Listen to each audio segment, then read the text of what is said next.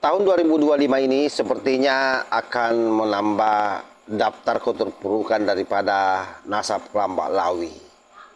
Hal ini diungkapkan oleh salah seorang ulama Nahdien dari Rembang, di mana ternyata dia ini memiliki manuskrip yang sampai hari ini belum dibuka, dan klaimnya bahwa ini semakin menguatkan tesis Kiai Manudin Usman Al-Bantani. Dan manuskrip ini ya rada-radanya sepertinya ini rada kartu as. Dan itu akan dimunculkan manakala hal tersebut dibutuhkan pada masanya.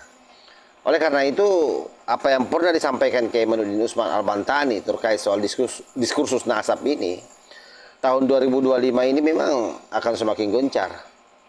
Dan beliau juga, Pak Kiai ini menegaskan bahwa sesungguhnya apa yang menjadi agenda PBNU tentang fikih peradaban itu bisa sukses manakala kotoran-kotoran yang ada di muka bumi ini dibersihkan. Dan yang membersihkan itu katanya adalah Kiai Manudin Usman Al-Bantani. Artinya apa? Kelompok Lawi ini adalah kotoran yang mengotori peradaban ini yang harus dibersihkan. Itu baru memungkinkan fikih peradaban bisa berjalan dengan mulus. Dan tentu pernyataan ini memberikan penguatan bahwa Kiai Manudin Usman Al-Bantani ini membantu PBNU dalam hal ini.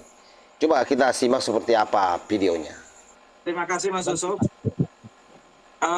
Dalam abad kedua Nahdlatul Ulama yang mencoba ingin membangun visi fikih peradaban, saya betul-betul membaca perlu pembersih peradaban, Mas. Pembersih.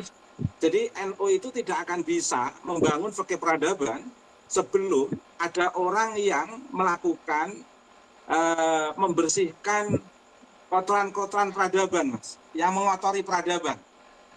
Lah, Kiai, halo. Oke. Lah, yang mengotori peradaban itu, nah, Kiai Imad itulah yang posisinya sekarang ini sedang membersihkan mereka yang sedang mengotori peradaban. Sehingga nanti akan memudahkan PBNU membangun fikih peradaban, Mas Yusuf. Karena PBNU itu akan kesulitan membangun fikih peradaban di NU abad kedua, memasuki abad kedua, tanpa adanya orang yang mau siap membersihkan mereka yang sedang mengotori peradaban. Nah, langkah-langkah Kiai Imad ini merupakan langkah-langkah yang sangat positif untuk PBNU membangun fikih peradaban, dan sekaligus akan memudahkan NU untuk membangun fikih peradaban karena telah dimulai oleh Kiai Imad dengan melakukan pembersihan terhadap hal-hal yang mengotori fikih peradaban. Sehingga Kiai Imad ini memang harus belipotan, harus kotor betul ini dalam suasana yang belipotan karena membersihkan kotoran itu, Mas Yusuf.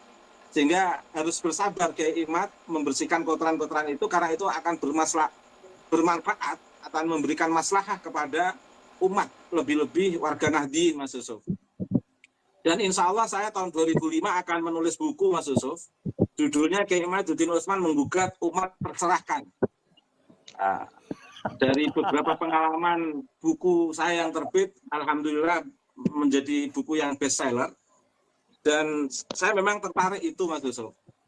Dan tadi sempat disinggung Ubaidillah diarahkan ke bin Maimun Al-Qadah, itu mungkin lebih menguntungkan Pak Ali. Mengapa?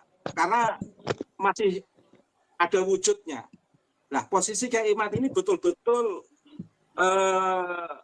membuat titik nol, posisi Pak Ali, betul-betul bagaimana peradaban yang akan dibangun PBNU itu betul-betul memang betul-betul bersih. Jadi apa yang dilakukan oleh Kiai Imad itu betul-betul membersihkan sampai pada titik nol kotoran-kotoran itu, sehingga akan memudahkan PBNU. Tapi tidak apa-apa kalau ada temuan yang mencoba sebenarnya lebih menguntungkan. Temuan yang mengatakan Ba'alwi tersambung ke Ubaidillah bin Maimun Al-Qadah itu sebenarnya lebih menguntungkan Ba'alwi, karena memiliki jalur. Daripada tidak memiliki jalur kan lebih baik memiliki jalur, meskipun geng Syiah katakan begitu. daripada tidak memiliki jalur. Tapi ala kulli hal itu perdebatan diskursus keilmuan yang akan terus berkembang pada tahun 2005. Terus kemudian Mas Yusuf, yang kedua, nasab itu bukan akidah. Karena nasab itu bukan akidah, maka betul-betul dalam dialektika kebangkitan pemikiran hasanah keislaman itu terkait dengan nasab itu betul-betul harus rasional, Mas Yusuf. Harus empiris, lebih-lebih harus memiliki keberlanjutan. Jangan sampai tidak memiliki keberlanjutan, kesejarahan. Jadi tahun 2005 itu akan menjadi lebih seru perdebatan diskursus nasab ini. Mengapa? Karena saya lihat dari mereka yang mengaku cucu Nabi itu belum rela menjadi mantan cucu Nabi. Nah, jadi belum rela, sehingga akan semakin seru. Tetapi ketika nanti mereka yang kemudian selama ini yang mengaku cucu Nabi setelah menguatnya tesis Kiai Imad, terus mereka mengalah dan mengaku memang bukan cucu Nabi, mungkin akan baru berhenti diskursus kenasaban ini, Mas Yusuf. Tetapi saya lihat Muhyiddinnya ini mengambil berbagai jurus dengan langkah-langkah, berbagai macam langkah yang mereka lakukan dengan sab-sab langkah itu. Kalau itu memang masih betul-betul berlangsung di 2005, maka diskursus nasab 2005 tidak akan pernah berhenti, Mas Yusuf. Satu sisi kengototan mereka yang mengaku cucu Nabi, di sisi lain data Kiai Imad sudah sangat kuat, dan dalam dialektika pemikiran itu mau tidak mau harus rasional, empiris, memiliki keberlanjutan keilmuan, dan harus kontekstual. Jangan sampai mendiskusikan sejarah Islam, perkembangan pemikiran Islam itu hanya berhenti pada teks yang sangat normatif begitu saja, tapi betul-betul harus didialektikakan dengan konteks-konteks yang sangat rasional dan empiris dan memiliki keberlanjutan.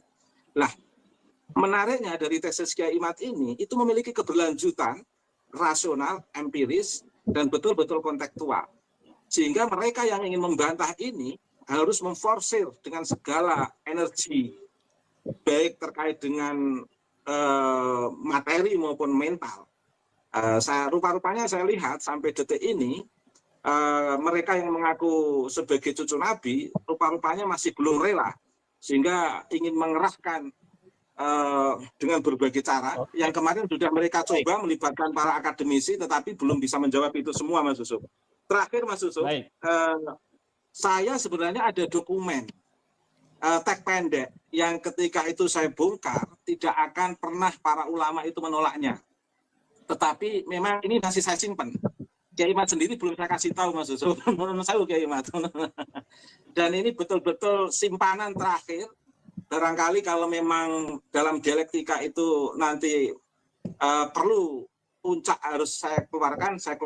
Ini data yang sangat penting, yang intinya sebenarnya membenarkan apa yang dilakukan oleh tesis Kiai Imad. Oke, saya kira jelas ya. Apa yang disampaikan oleh Kiai Taman, saya kira itu sesuatu yang sangat luar biasa sebagai satu bentuk penguatan terhadap tesis Kiai Imaduddin Utsman Al-Bantani. Oleh karena itu saya kira terkait dengan nasab Klambalawi di tahun 2025 ini, yang saya kira mereka harap-harap cemas bahwa ini akan berhenti dibahas, ini akan semakin gencar pembahasannya. Kenapa? Karena harus memang pulgas, apalagi kalau kotoran yang mau dibersihkan, ini kotoran yang akut. Jadi tidak boleh main-main orang. Dan kartu as ini akan dikeluarkan di masanya nanti. Saya kira luar biasa sahabat ya. Saya kira demikian. Mudah-mudahan video ini ada manfaatnya. Wallahul muwaffiq ila aqwamit thoriq. Wassalamualaikum warahmatullahi wabarakatuh.